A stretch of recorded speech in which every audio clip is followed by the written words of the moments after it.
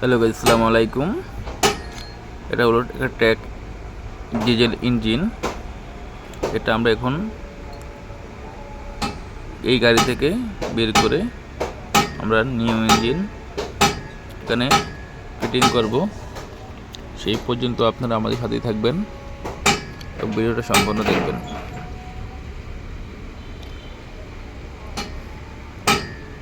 এবং কি আমাদের এই ভিডিও যদি ভালো লাগে আমাদের চ্যানেলকে সাবস্ক্রাইব করবেন, ফলো করবেন, লাইক কমেন্ট শেয়ার করে আমাদের পাশে থাকবেন।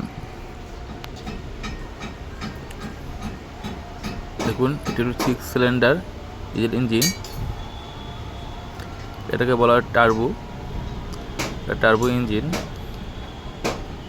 এটা হলো গিয়ার লিভার শেপ। এটা হলো রেডিয়েটর।